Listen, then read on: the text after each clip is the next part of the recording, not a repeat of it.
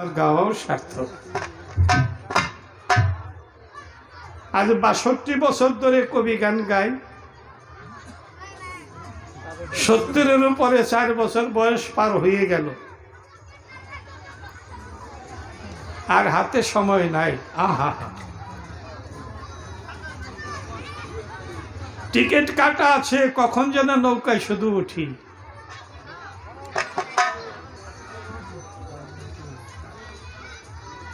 তাই ২-৪টা দিন ২-৪ পালা যাই গান করি। আমার এই গত জীবনে যদি কারোর কাছে কোনো ভুল করে থাকি, আমাকে আল্লাহর হস্তে সেটা মাফ করে দিবেন, ক্ষমা করে দিবেন।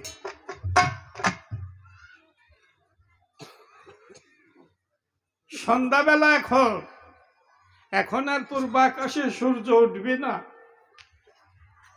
সূর্য ডুবেই যাবে। কি জানি এটাই আমার শেষ গান গাওয়া হতে পারে। এই জন্য সকলের ধারে ক্ষমা চেয়ে যায়।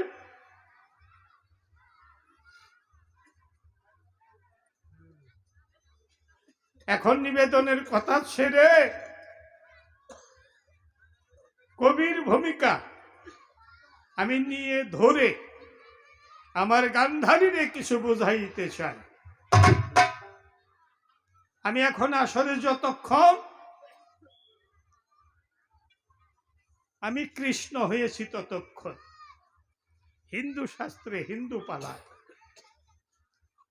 এই গান্ধারীর ১০০ সন্তান ছিল, কুরুক্ষেত্র যুদ্ধে এসে কেন মরল? ১০০ সন্তান মরার মা এই গান্ধারী। কোন একটা মায়ের বুক খালি করে যদি জম বেটা আজরাইল বেটা একটা সন্তান নিয়ে যায়, ওই মা যতদিন বেঁচে থাকে এই পৃথিবীর গায়, অতদিন তার কলিজার মধ্যে একটা দাগ বসে যায়।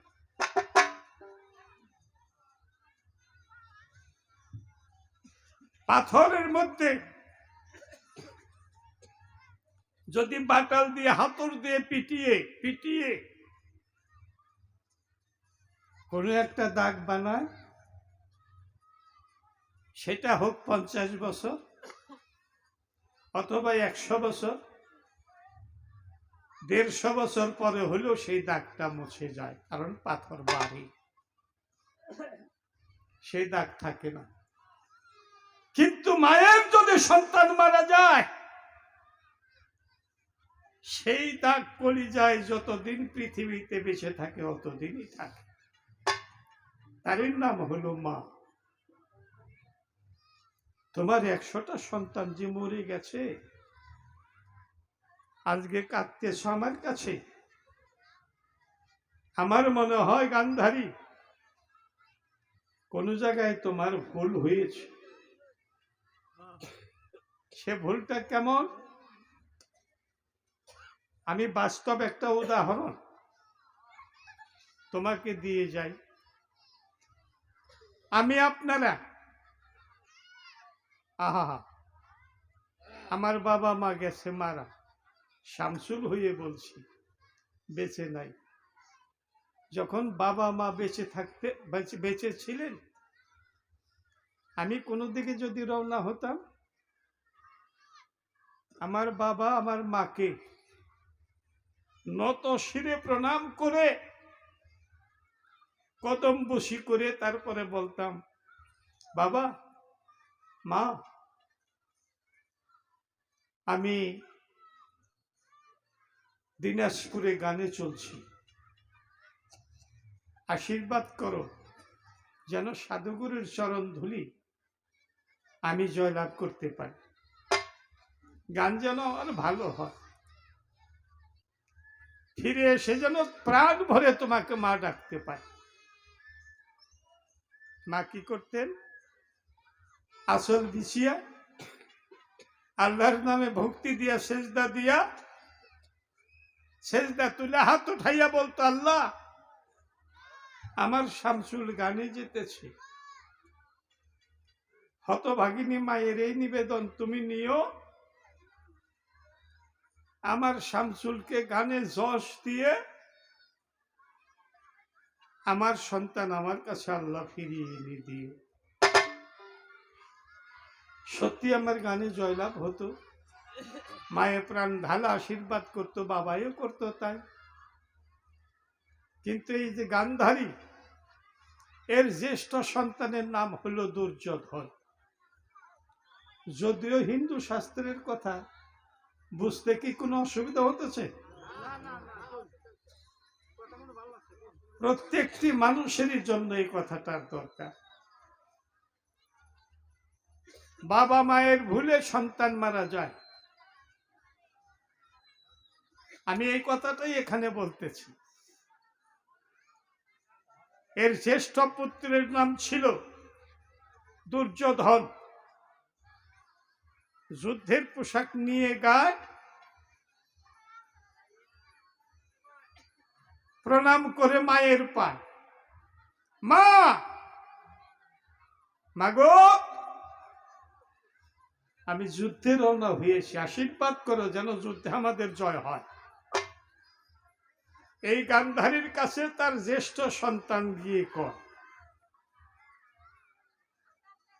গান্ধারী কিছুক্ষণ চুপ করে থেকে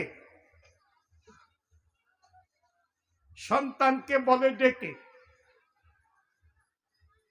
যথা ধর্ম তথা জয়, অধার্মিকের যেন মৃত্যু হয়। সর্বনাশ করে দিল।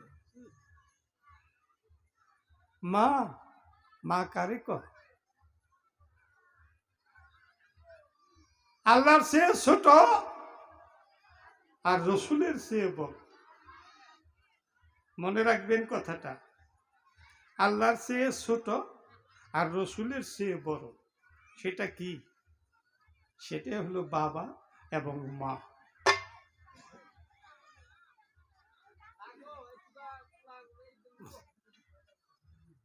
আসতে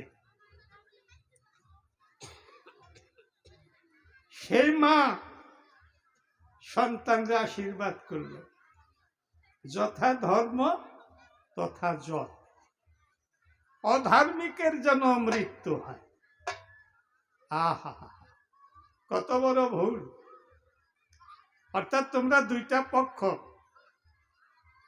পাণ্ডব পক্ষ এবং কৌরব পক্ষ, যাগো মধ্যে ধর্ম আছে তারা যেন এই যুদ্ধে বাঁচে, যাগো মধ্যে ধর্ম নাই তারা যেন এই যুদ্ধে মারা যায়। একটা মা হইয়া কি সন্তানকে এই আশীর্বাদ করার শোভা পাইল? আর গান্ধারী এত ভালো, এত পতিব্রতা সতী। গান্ধারীর বিবাহের আগে ভীষ্মদেব যখন ঘটক হয়ে গিয়েছিল,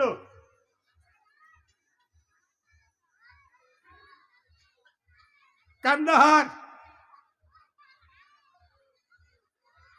সেটা এখন বর্তমানে দাদা আফগানিস্তানে পড়েছে। সেই দেশের মেয়ে হলো এই গান্ধারী। এর বাবার নাম হইল সুবল রাজা, এর ভাইয়ের নাম হইল শকুনি। যখন ঘটককে গিয়ে বলল যে আপনার মেয়েটা ধৃতরাষ্ট্রের জন্য পানি হিসাবে পানি গ্রহণ করা চাই, ধৃতরাষ্ট্রের সঙ্গে বিয়ে দেব, আপনার মেয়েকে চাই। সুবল রাজা বলল হবে না, যে জন্ম অন্ধ কিছু দেখে না, আমি একটা রাজা, আমার রাজকন্যা এই অন্ধের হাতে তুলে দেব নাকি? গান্ধারী কথাটা শুনেই একটা কাপড়কে 7টা ভাঁজ করে নিজের চোখ বেঁধে বাবার সম্মুখে এসে দণ্ডায়মান, বাবা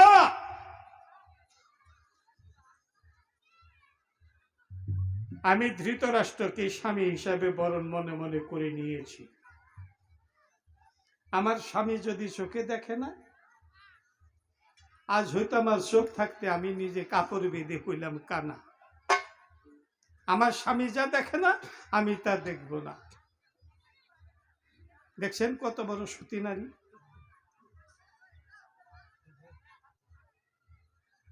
সেই সতী নারী কি তার সন্তানকে এমন আশীর্বাদ করতে পারে?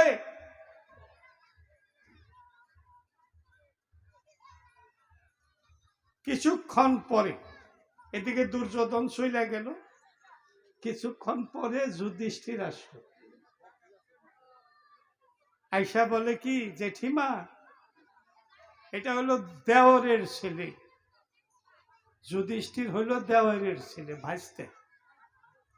আয়সা গান্ধারীকে বলতেছে, জেঠিমা, ও জেঠিমা, আহা, কুলে পিঠে করে কত কষ্ট করে মানুষ করেছ মাগো, কত স্নেহ দিয়ে, কত ভালোবাসা দিয়ে তোমার আদরে আমরা মানুষ হয়েছি।